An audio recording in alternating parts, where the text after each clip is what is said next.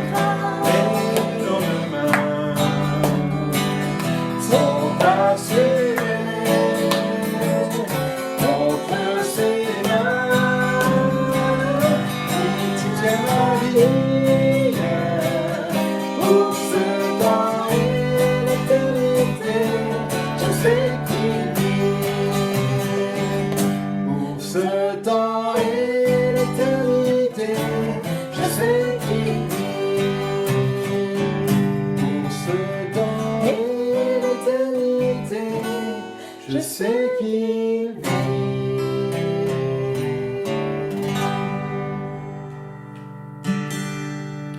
Un moment avec toi pour te louer. Un moment avec toi pour t'écouter. Un moment avec toi pour t'accorder. Un moment pour te dire merci. Contempler encore ce que tu as fait. Regarder au loin dans l'immensité.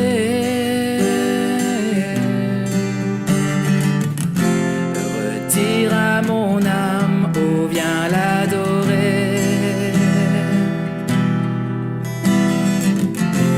Lève-toi et déclare qu'il vit à jamais. Un moment avec toi pour te louer. Un moment avec toi pour t'écouter. Un moment avec toi pour t'adorer. Un moment pour te dire merci. Au lever du jour quand je me réveille, ou tard dans la nuit que mon âme s'éveille,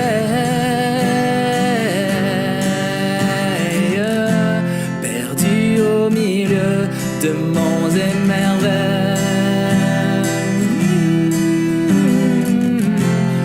dans le secret caché sous tes ailes. Un moment avec toi pour te louer. Un moment avec toi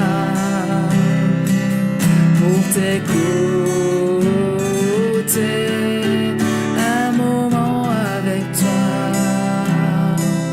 pour t'adorer. Un moment pour te dire merci. Un moment pour te dire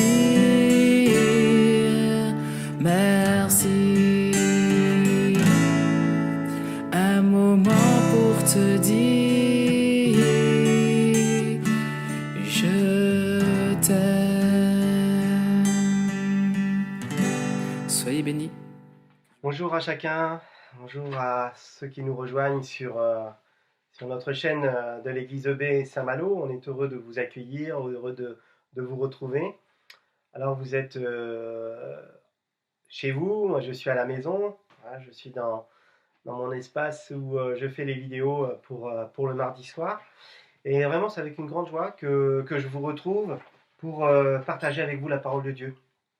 Nous sommes dans des temps particuliers où nous ne pouvons pas nous voir facilement, mais en tout cas, on reste en contact. On reste en contact avec plusieurs moyens. Le dimanche, vous retrouvez donc la vidéo pour le dimanche matin, et je remercie aussi toute notre équipe de louanges qui reste mobilisée, soit pour le dimanche, soit pour le mardi, soit aussi le vendredi pour des vidéos de louanges. On les remercie de tout cœur et cela nous fait vraiment du bien de pouvoir louer Dieu ensemble.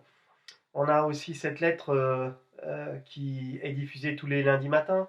Tous les lundis, donc, nous diffusons cette lettre de nouvelles où nous demandons à chacun de participer, d'envoyer un petit mot, un témoignage, une pensée, ou même, comme l'a fait une sœur il y a peu de temps, les paroles d'un chant qui vous tiennent à cœur, faites-le. Ou une photo. On remercie aussi Kenan hein, qui nous a fait ces vidéos avec tous ces montages. Vraiment bravo mon grand, c'est vraiment super. Et puis nous avons aussi les vidéos conférences, les visios après ce soir, donc après cette vidéo. Nous avons notre rendez-vous à 21h pour toutes les personnes de l'église qui reçoivent le lien pour se connecter pour une visio ensemble afin de partager mais aussi de prier les uns pour les autres. Donc ne manquez pas. On a aussi la rencontre pour les kids, EB Kids, qui a lieu le mercredi avec Muriel et les enfants et les parents aussi. Donc c'est des moments aussi importants pour se retrouver, participer aussi à quelques défis qui nous sont lancés. Donc voilà, on est connectés ensemble. Nous prions toujours pour notre nation, nous prions pour nos élus, nous prions pour ceux qui sont en responsabilité, nos médecins, nos soignants aussi, qui sont mis à rude épreuve, afin que nous puissions aussi dépasser ces temps compliqués, mais aussi avec la foi et l'espérance. Et nous prions pour que cette nation aussi se tourne, se repente, se tourne vers Dieu, afin de reconnaître qu'il est le Seigneur et le Sauveur. Nous prions. Seigneur notre Dieu, notre Père, nous te remercions pour ta présence et nous voyons combien nous avons besoin de toi. Je te remets toutes ces personnes, Seigneur, qui sont touchées aussi par ce virus dans leur corps, mais je te remets aussi tous ceux peut-être qui ont perdu un proche, ceux qui sont affectés de près ou de loin par cette maladie. J'ai une pensée aussi pour l'église de Mulhouse qui a été lourdement touchée, que ce soit par les décès, mais aussi par les attaques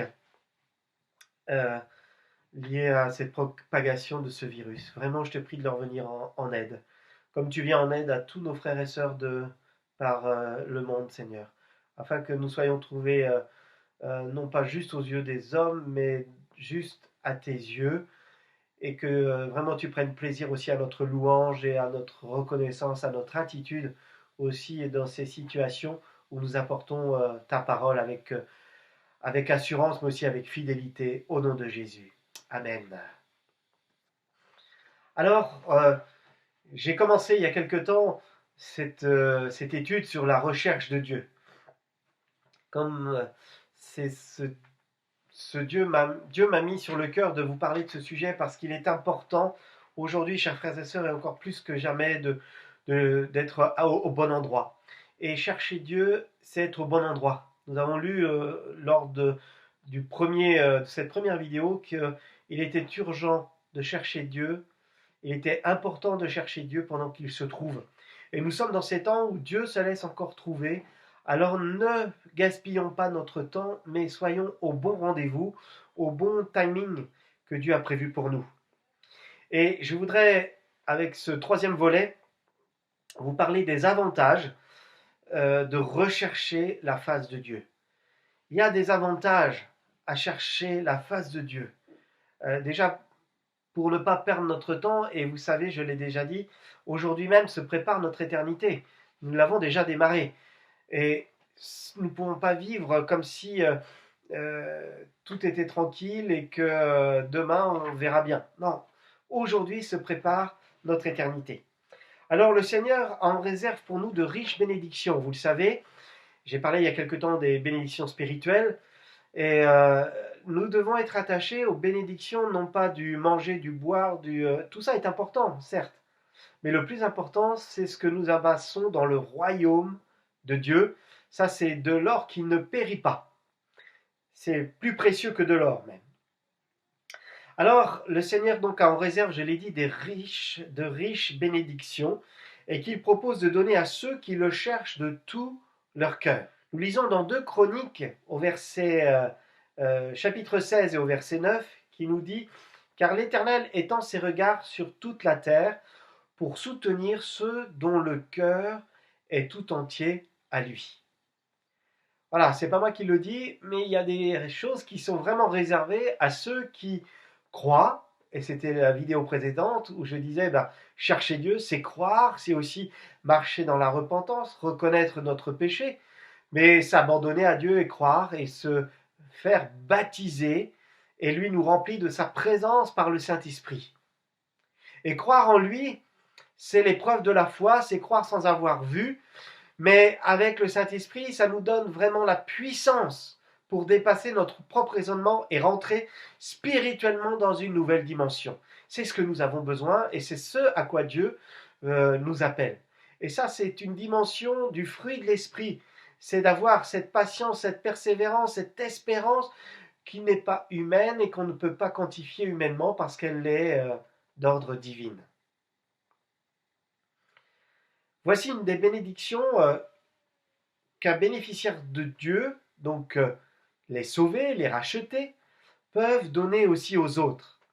Nombre 6 au verset 25. Que l'Éternel fasse luire sa face sur toi et qu'il t'accorde sa grâce. Alléluia. Je te le dis et je prie pour ça, que l'Éternel fasse luire sa face sur toi, comme sur moi, et qu'il t'accorde sa grâce. Et qu'il m'accorde sa grâce. Tu peux le dire avec moi. Que sa lumière luise et que j'ai sa grâce. Afin que je puisse transmettre à d'autres ce que j'ai reçu de Dieu.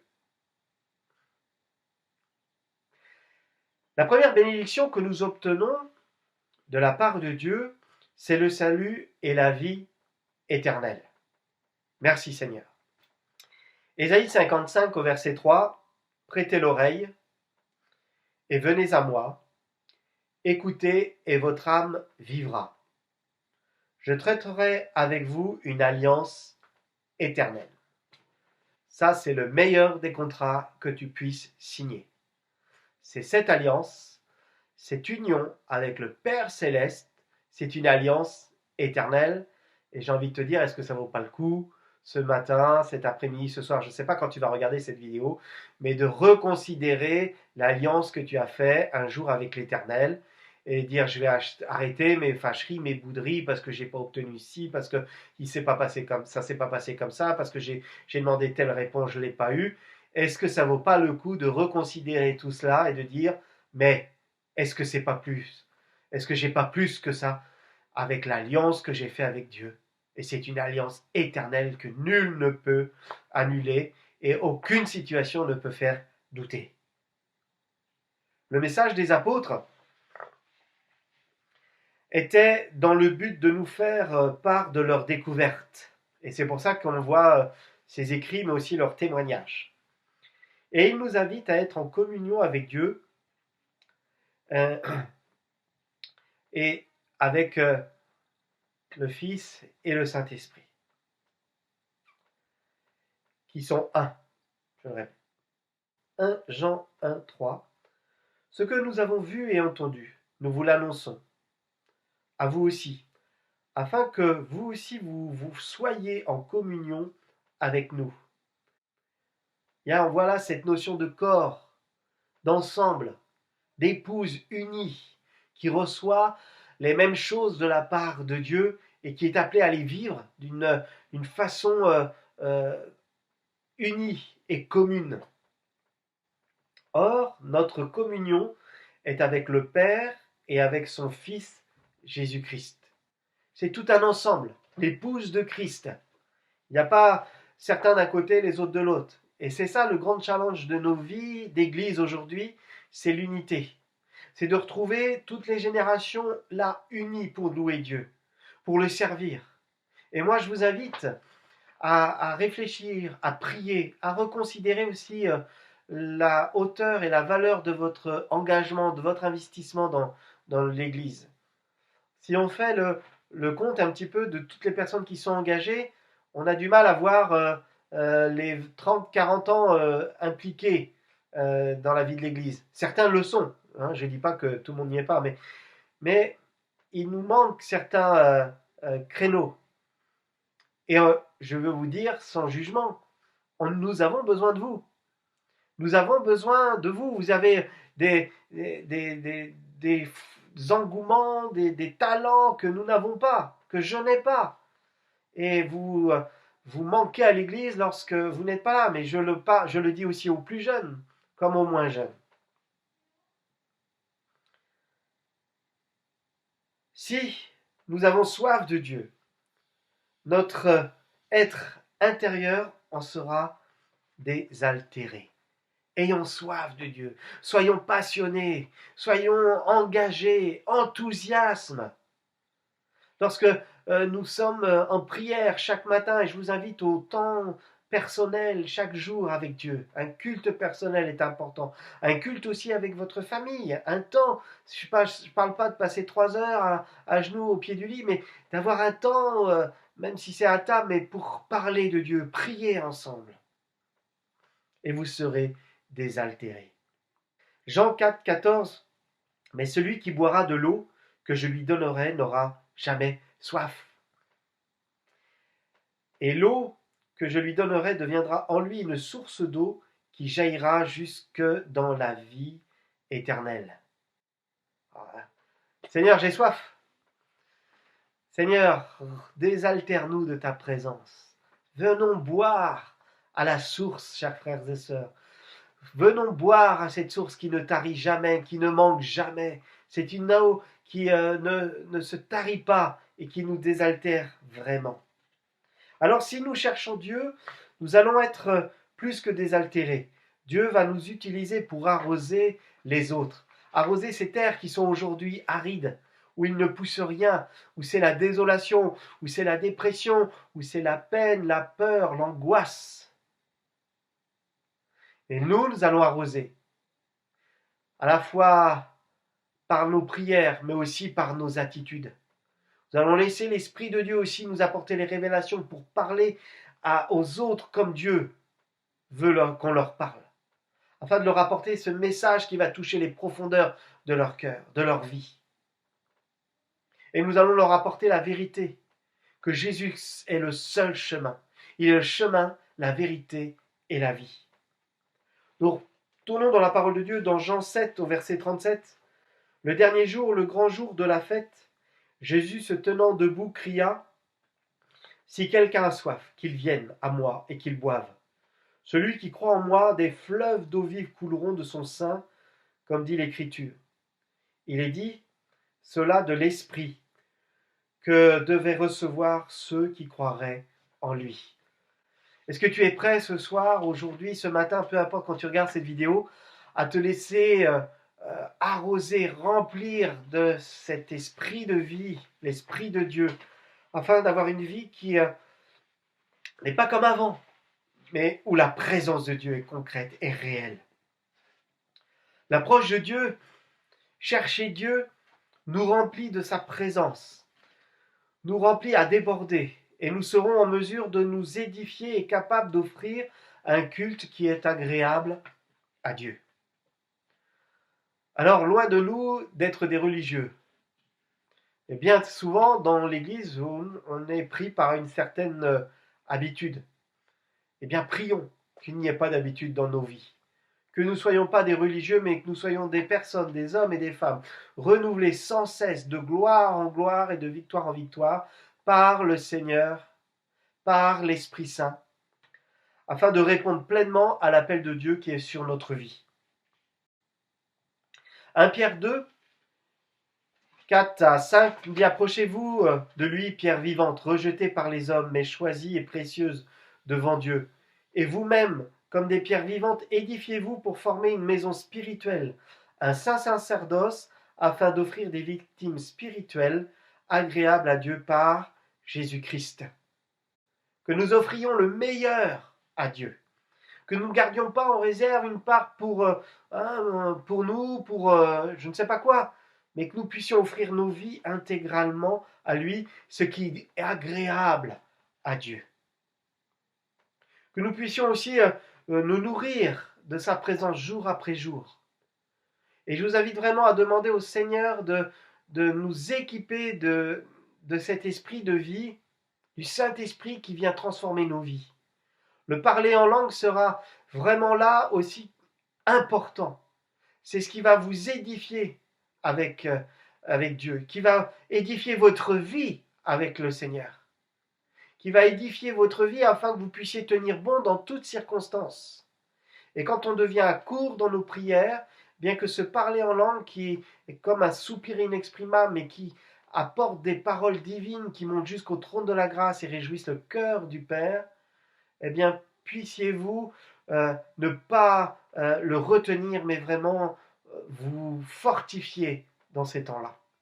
Et si tu ne parles pas en langue, demande au Seigneur Jésus de te baptiser de son feu, de te baptiser de son esprit, afin que dans ta bouche puissent venir des nouvelles paroles. C'est pas du n'importe quoi, c'est pas du folklore, mais c'est vraiment la présence du Saint-Esprit qui vient et qui va te permettre de t'édifier, d'être édifié, d'être fort, musclé spirituellement. Moi, je crois vraiment celui qui n'a pas se parler en langue, il lui manque quelque chose. C'est la parole de Dieu qui me dit que c'est un avantage, c'est une force qui nous est offerte. Alors, pour ceux qui cherchent la face de Dieu aujourd'hui, Jésus a promis qu'il renouvellera nos forces et il veut le faire jour après jour. Matthieu 11, 28 à 30 nous dit: venez à moi, vous tous qui êtes fatigués et chargés, et je vous donnerai du repos. Prenez mon joug sur vous et vous recevrez mes instructions, car je suis doux et humble de cœur, et vous trouverez du repos pour vos âmes, car mon joug est doux et mon fardeau léger. Merci Seigneur. Ce n'est pas le poids, ce n'est pas un poids de te suivre, ce n'est pas un fardeau de te servir, mais c'est un privilège, c'est un honneur de pouvoir être appelé enfant de Dieu et de marcher à ta suite et de pouvoir te servir. C'est un honneur de pouvoir venir te louer en présence des frères et sœurs. C'est un honneur de pouvoir se recevoir. C'est un honneur de pouvoir se retrouver même sur YouTube, sur des visioconférences. C'est un honneur, ce n'est pas une charge, une fatigue, mais c'est un privilège. C'est un privilège parce que nous sommes appelés enfants de Dieu, sauvés par grâce. Et je veux remercier le Seigneur parce qu'il a tout accompli pour ça. Alors ceux qui cherchent la face de Dieu peuvent recevoir aussi de grandes révélations. Et je prie pour ça que dans ces temps où nous pouvons prier, lire la Bible, peut-être encore plus que d'habitude, où notre relation, et je prie pour ça que notre relation grandisse maintenant, mais tout le temps, parce que nous avons pris conscience que nous ne pouvons pas vivre inconsidérément sur cette terre, et je crois que beaucoup de personnes en ont pris conscience, pensant qu'il ne pouvait rien arriver. Mais pour le peuple de Dieu, je crois que c'est une alerte. Une alerte pour faire ce qui est important, pour prendre vraiment du temps et se mettre à part, pour entendre la voix de Dieu et avoir les révélations. Et je crois que vraiment, en prenant sa parole, nous allons aussi avoir ces pensées prophétiques qui vont devenir en 3D, en 4D. Vous savez, la parole de Dieu qui par l'Esprit, par le Saint-Esprit, prend une révélation. Et à ce moment-là, tu comprends des choses spirituelles, tu avais ressenti ou vu des choses, et d'un coup, tu as cette vision qui devient vivante devant toi. Et là, tu peux dire, oui, Dieu m'avait parlé, ou Dieu m'avait annoncé, ou révélé ces choses, maintenant je sais. La pensée prophétique, elle confirme, elle révèle, elle envoie aussi. Alors, dans cette grande révélation, Jérémie 33:3 nous dit qu'il nous invite à l'invoquer et qu'il nous répondra. et il nous annoncera de grandes choses et des choses cachées que tu ne connais pas. Alors, viens à Dieu, cherche Dieu de tout ton cœur, c'est important, et il va te révéler les choses comme jamais. Ceux qui cherchent Dieu, ceux qui cherchent la face de Dieu démontrent qu'ils font de l'Éternel aussi leur délice. Et ça, je crois que dans la louange et dans l'adoration, c'est un temps important. Plus tu passes du temps à louer Dieu, plus tu es proche de Dieu. Et là, la puissance de l'Esprit peut agir en toi et t'apporter les révélations de Dieu. Psaume 37, verset 4. Fais de l'Éternel tes délices et il te donnera ce que ton cœur désire. Merci Seigneur pour ces promesses. Recommande ton sort à l'Éternel, mets en lui ta confiance et il agira. Il est le rémunérateur de nos vies. Là, c'est encore confirmé. Alors louons le Seigneur de tout notre cœur. Donc c'est confirmé aussi par l'apôtre Pierre qui nous dit dans 1 Pierre 3, 12, car les yeux du Seigneur sont sur les justes et ses oreilles sont attentives à leurs prières, mais la face du Seigneur est contre ceux qui font le mal. Je terminerai en disant, nous sommes tous appelés à nous rapprocher de Dieu afin d'être secourus dans nos besoins. Je termine enfin avec ce verset de Hébreux 4 au verset 16 qui nous dit « Approchons-nous donc avec assurance du trône de la grâce, afin ». Avant de vous lire ce « afin », j'aimerais vraiment vous inviter à utiliser l'adresse ebsaintmalo@gmail.com pour nous envoyer aussi vos sujets de prière, vos sujets aussi de reconnaissance, parce que je sais que vous cherchez Dieu et je prie que chacun nous soyons trouvés en train de chercher la face de Dieu. Que lorsque nous allons nous retrouver aussi libres dans nos déplacements, nous allons être libres pour venir dans sa maison et avoir une foi comme jamais, une joie comme jamais, une passion comme jamais pour chercher la face de Dieu ensemble, parce qu'il y a de grandes bénédictions et des richesses à la clé.